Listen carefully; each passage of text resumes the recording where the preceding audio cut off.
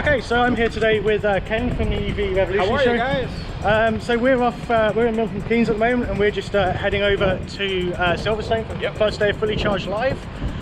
So yeah, let's get to it. Okay, so as you can probably tell from the introduction, I was going to film intros and outros for each of the 3 days. But in order to make the video shorter and to keep it really interesting, I've decided to merge the 3 days into one video and to sort of group the various things to look at by topic rather than just doing it as a free-form while I'm wandering around sort of mishmash. So yeah, here's the arrival. Okay, so we are here at a very, very rainy Silverstone for day one of Fully Charged Live. Now, as you can see from the car park, there are a lot of people here. It's good to see a lot of EVs here. i3 there, e-Golf there. There are also plenty of petrol-based cars here, so I guess hopefully we'll be getting plenty of people interested that want to convert from petrol and diesel cars to electric vehicles. So one of the first things we did when we first arrived was we sat down and we recorded a quick Q&A session organised really expertly by Nick Ramo, or EV Nick as many of you may know him. He got a whole bunch of us down. In the couple of weeks beforehand, he'd been putting questions out on Twitter for us to answer. Loads of you replied, and as a group we all kind of responded to as many of the questions that you put forward as possible. This video is available over on Nick's channel. I'll put a link up in the top right hand corner of this video. If you do have the time, I do recommend going and having a watch that video. It's quite a long video, about 45 minutes if I remember, but there's tons of information in there. It was really great fun to be part of the Q&A experience, and yeah, go have watch that video on Nick's channel. Okay, right, so let's go take a look. So after the Q&A session, it was time to go and take a look at the stands. We bumped into Craig here from the Renault Zoe Owners Club.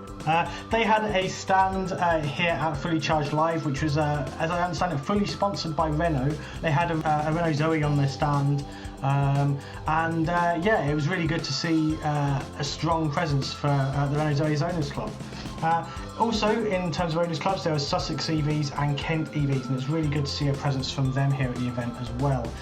It was also really good to see Jonathan Porterfield's Eco Cars business here, along with his famous Twizy, and also the Volt bike, both of which were used in the charity event for Alice's Broken Heart by James from James and Kate, and also Chris Ramsey from Plug-in Adventures. So just to pause the video for a moment here, if you would like to donate to the Alice's Broken Heart fund, there's a link down in the video description. It's got a GoFundMe page. I do strongly recommend you go have a look, and if you can donate, please do. All donations are hugely appreciated and are going to a very good cause. Moving on, we had a look at the stand for OVO Energy, including a OVO branded Leaf. But perhaps most importantly, their vehicle-to-grid charger. Now I actually have one of these on my house, and there will be a future video about this. But as you can see, it uses a CHAdeMO connector, and as you can see from this side profile, it is a big honking machine. It's not as big as the vehicle-to-grid chargers from a couple of years ago, but it's still big. Now downstairs in the paddocks, Indra actually had a vehicle-to-tea demonstration where they demonstrated being able to boil a kettle and make a cup of tea from a Nissan Leaf. BP Chargemaster are also there, demonstrating their new Polar 150 kilowatt charging posts. As were Ubertricity, who are also showing their rather interesting lamppost connected charging infrastructure, where you have kind of a portable electricity meter on a cable which you can then plug into a street lamp outside your house, and it's an interesting flexible approach to charging. Also there along similar lines were Connected Curb, who have the same sort of idea but without the meters, but they have got quite low mounted chargers. Some just sit just above the edge of a curb. It's something I've not seen out in the real world yet, but it's an interesting concept nonetheless. And Lex were there with a Type 2 charger, which had this really nice TFT screen at the top of it, as were Octopus with their smart charger. Also here were Open Energy Monitor, who have some rather innovative solutions for building your own solutions for charging, solar, for monitoring the energy flows, for controlling the energy flows. Basically, it's very much a toolkit for building your own solutions rather than purchasing them from an existing vendor. Very interesting stuff here, and the team here were fascinating to talk to. Also here was this extremely green leaf from Liverpool Victoria, and other things like Tesla Powerwalls, Zap Map, and of course Good Energy's RC Racing Challenge, which was here last year as well, and it was good fun and games. Basically, you get to race a small remote controlled vehicle around the track and compete against some other people. Yeah, this proved very popular and had a long queue throughout the entire weekend. And it wasn't just the main hall that was open either. Downstairs, the paddocks were open and had plenty of vendors showing things like electric scooters, electric bikes, things like that. Now, unfortunately, I filmed this in hyperlapse, so this is in way less detail than I'd hoped. I planned to show a lot more of what was on those stands. What we did get to see, however, was Nissan's Roam device, which is a 700 watt-hour battery, which you can kind of plunk on your desk and use as kind of emergency backup power, or use it while you're out on the go and power mains devices from this battery unit. Now, this is separate from the Nissan X storage unit, which is obviously made from recycled leaf batteries. Now, this is designed to go on your home and is essentially Nissan's equivalent to a Tesla Powerwall, whereas the Roam is designed as kind of a portable power storage unit. But all this really ignores what we really came to Silverstone to see, and that's the cars.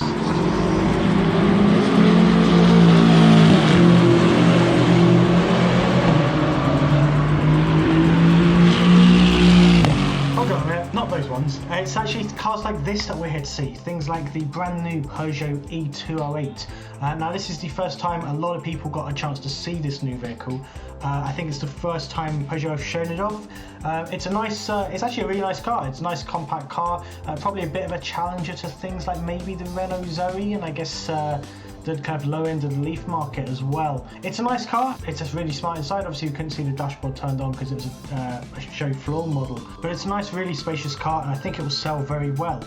We also got to see the Audi e-Tron. Now, one thing I didn't know about e-Tron, and one thing I didn't even spot on the day until I was editing this video, is if you look underneath the door, it actually projects the e-Tron logo down onto the ground. It's a complete gimmick, but it's a really nice touch, and something that I hadn't noticed about the e-Tron before. Also, we saw Nissan's Leaf E Plus with the 62 kilowatt battery. I'm not going to show you the interior of this one because it's basically the same as the old one. One thing that was interesting was the cutaway of the Nissan Leaf that Nissan had in their paddock downstairs. Now, unfortunately, I recorded this in a hyperlapse, which is why this clip's a bit stuttery, but I do recommend having a pause if you really want to look at what's going on internally in the Nissan Leaf. It's quite fascinating to be able to get a bit of a peek inside there. We also got to see the Nissan Nv200. Now, this one had been converted into a camper van, and it was actually one of 3 camper Nissan ENVs here at Fully Charged Live. And it was quite interesting to see the amount of love and effort that had gone into these conversions. Also on show was Jaguar's I-Pace. Now, this is obviously a premium EV with a premium price tag, but there's a certain section of the market that I think is absolutely going to lap these up. It's a really powerful, really nippy car, and I think it'll also do very well. Renault are also bringing out an EV Kangoo, which I didn't know about until I saw it in person. So I imagine it's pretty similar to the standard Kangoo. I don't know too much about the Kangoo. It looks like a functional van. It's got plenty of load space in the back, standard van dashboard, to be honest. So I think a lot of van drivers will be very at home with it, but as you can see, it's got absolutely tons of cargo space, so I think it will keep a lot of people very happy.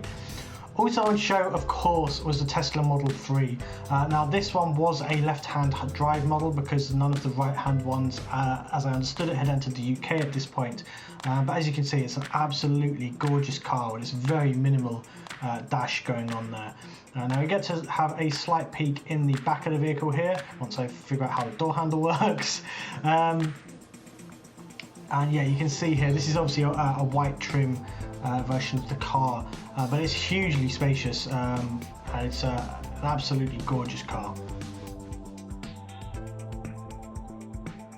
Now, the only thing I'm personally unsure about with the Tesla Model 3 is the saloon style boot. Now, personally, I prefer hatchbacks, but it looks like there is actually plenty of load space in the Model 3's boot.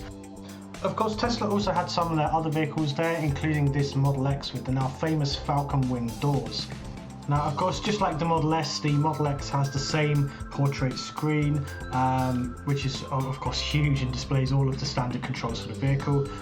In addition to the Model X, there's also this custom Model S Shooting Brake Edition, which has basically converted the Model S into an estate car. Now, this is a custom conversion by Quest, I'm not sure how it's pronounced. And obviously it's not officially sanctioned by Tesla. It's got a couple extra things, like you can see the glowing switch by the door there. I don't think that's standard on Teslas. I'm not entirely sure what that does. But yeah, this is obviously a very custom vehicle, but it just shows what can be done with the Model S if you really put your mind to it. There's also the Kia e-Niro, which I got to see in person for the first time here at Fully Charged Live. It does look like a really nice car. It looks in some ways like an upgrade from the Leaf, in some ways a downgrade. Now I know that it's a very similar car to the Hyundai Kona, and it'd be interesting to see which of the two does better. But nonetheless, the e-Niro looks like a nice SUV style EV, and again, I think this will sell very well. Now, perhaps my favourite vehicle of the entire show was this conversion DeLorean.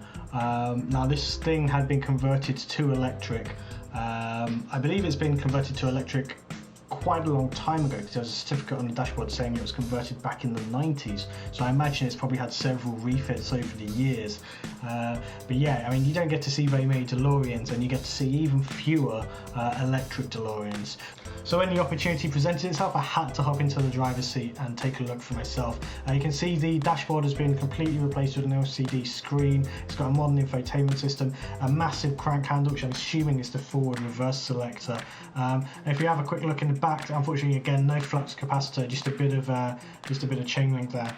But yeah, it was an absolute treasure to see this at Fully Charged Live, and 10 out of 10 to the people who have refitted this, because it looks like an absolute labour of love. Now, in addition to all the stands with businesses trying to hawk their wares, there was also plenty of really interesting talks going on. There were two theatres. There was the Mega Theatre and the Giga Theatre, were both full of interesting talks. I think there was a new talk every half hour throughout each of the 3 days. There are tons of really interesting topics being discussed, tons of really smart people talking about the future of energy, how transport's going to be managed, how energy is going to be managed, where do we go next. Loads of these videos are online as well on the Fully Charged Regen channel. I'll put a link to that down in the video description. But yeah, go have a look at a lot of these talks, because there's some really interesting content. Now, after 3 days of wandering around Fully Charged Live, listening to some really interesting talks and looking at some really fascinating products, it was time for the team to give the final talk, at which point it was time for us all to go home. So yeah, that was Fully Charged Live 2019, a much bigger and better planned out event than last year's event. Hats off to Robert and the team, because they pulled off a really cracking event this year. It's really well done. So that wraps up this video. If you did like this video, please remember to like and subscribe. Let me know what you think down in the comments below. Did you go to Fully Charged Live? Are you coming next year? Let me know what you think. So yeah, I guess that wraps up the video, and it just leaves one last thing to be said. So I'll hand over to, well, everyone for this last bit. Well, that is all we've got time for. We've had an amazing time at Fully Charged Live 2019. It's been pretty good, isn't it? Yeah, it's been a brilliant time. So, as always,